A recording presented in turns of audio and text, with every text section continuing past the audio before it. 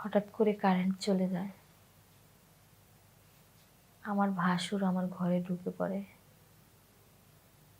কিন্তু না, আমি জানতাম না যে আমার ভাসুর আমার ঘরে এসেছে, কারণ আমার দরজাটা খোলা ছিল। কারণ আমার স্বামী বাহিরে, এই কারণে আর কারেন্ট ছিল না বলে আমার ঘরের দরজাটা চাপিয়ে দিয়ে আমার চোখটা খুব লেগে আসছিল, তাই আমি ঘুম ঘুম ছিলাম। ঘুমে ঘুমে থাকার পর আমার ভাসুর আমার ঘরে আসে। তো আমি ভাবি আমার স্বামী আমার ঘরে আসছে। আসার পর আমার ভাসুর আমার স্বামী আমাকে যেভাবে ভালোবাসতো ঠিক একইভাবে আমাকে ভালোবাসা দেয়। সবাই কেমন আছেন? আশা করি আপনারা সবাই ভালো আছেন। আমিও ভালো আছি, কিন্তু আপনাদের মাঝে আমি আসছি আমার জীবনের একটা গল্প বলার জন্য। আশা করি সবাই পাশে থাকবেন এবং কি গল্পটা শেষ করা পর্যন্ত সাথেই থাকবেন। গল্পটা তাহলে শুরু করি। কারেন্ট ছিল না, জামাই মনে করে ভাসুরের সাথে সব কিছুই হয়ে যাওয়ার পর বুঝতে পারি সে আমার ভাসুর হয়, কিন্তু তখন আর কিছুই করার ছিল না।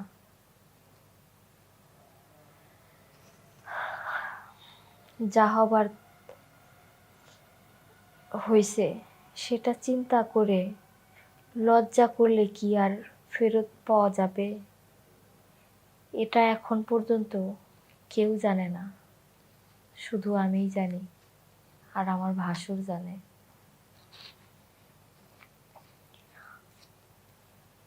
আমার বিয়ের আগে থেকেই আমার ভাসুর আমার পিছে পিছে ঘুরে বেড়াতো।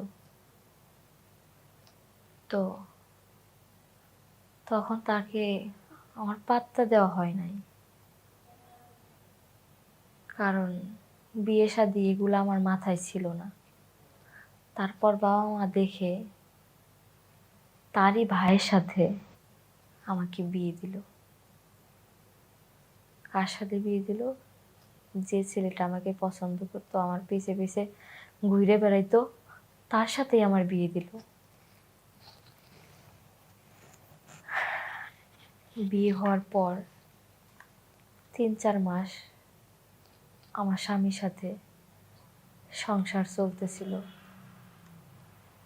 মাঝে মাঝে ভাসুর আর নজরে আমার দিকে তাকাইতো, কিন্তু আমি সব উড়িয়ে দিতাম, কারণ আগে যা হয়েছিল হয়েছিল। তার কারণ আমি তো কোনোদিন ওনার ডাকে সাড়া দিইনি, আর এখন তো উনি আমার ভাসুর হয়।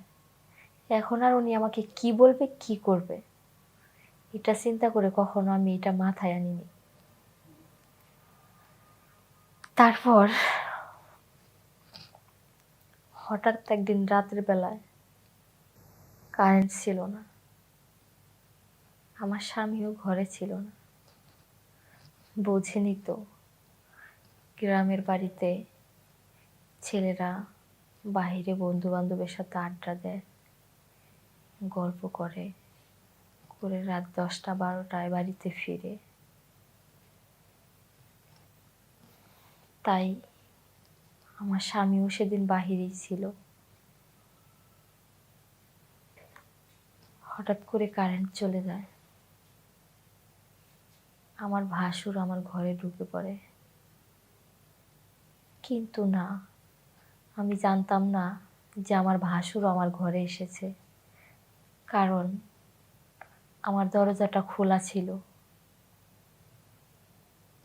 কারণ আমার স্বামী বাহিরে, এই কারণে আর কারেন্ট ছিল না বলে আমার ঘরের দরজাটা চাপিয়ে দিয়ে আমার চোখটা খুব লেগে আসছিল, তাই আমি ঘুম ঘুম ছিলাম।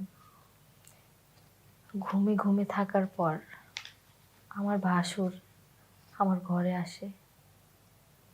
তো আমি ভাবি আমার স্বামী আমার ঘরে আসছে।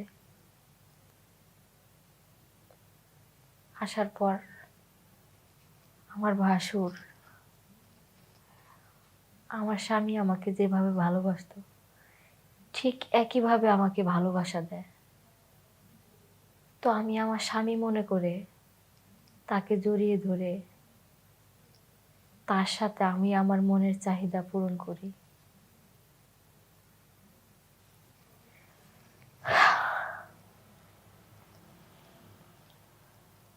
তার সাথে আমার মনের চাহিদা পূরণ করার পর কারেন্ট চলে আসে।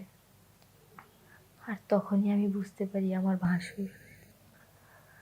আমি লজ্জায় আমার মাথা কাটা যাচ্ছিল।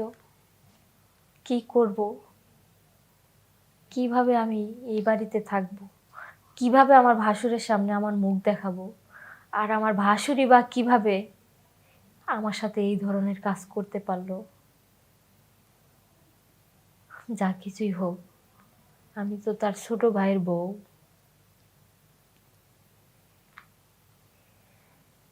সে এরকম কাজ করলো আমার সাথে। এই কাজটা যদি বিয়ের আগে করতো তাহলে তো আমার বাবা মা তার সাথেই আমাকে বিয়ে দিত। এখন আমি না পারতেছি কাউকে বলতে, না পারতেছি কারো সামনে মুখ দেখাইতে, না পারতেছি নিজে সহ্য করতে। কেউ তো আমাদের এই কথাটা জানে না, শুধু আমার ভাসুর জানে, আর আমি জানি, আর উপরওয়ালা জানে, আর কেউ জানে না। আর কারো কাছে তো আমি বলতেও পারছি না,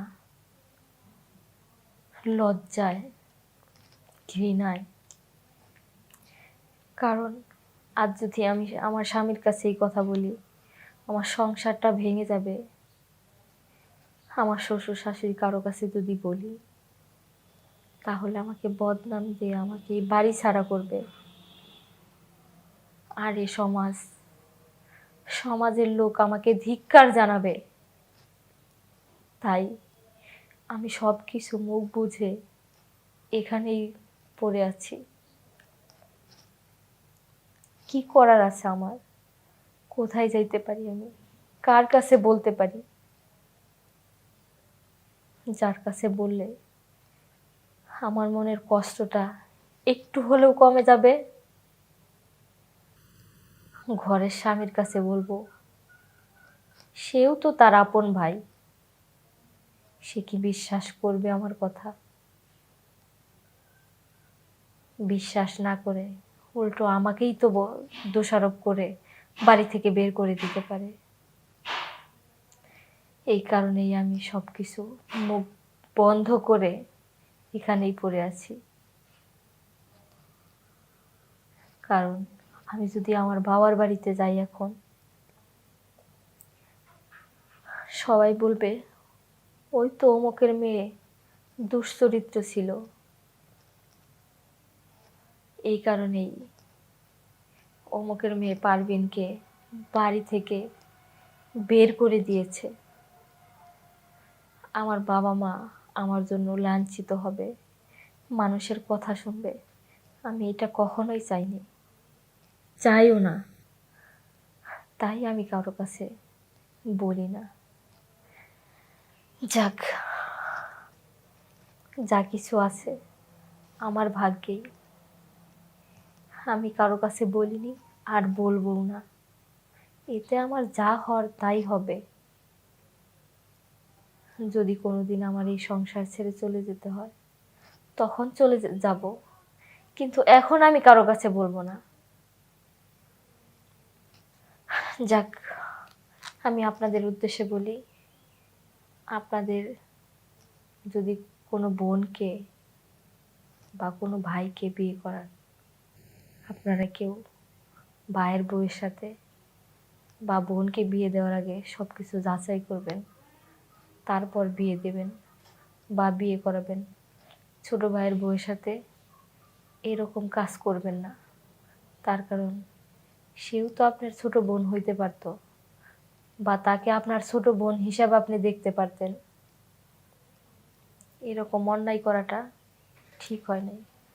আপনারাও দেখে শুনে বিয়ে দিবেন, আগে যাচাই করবেন।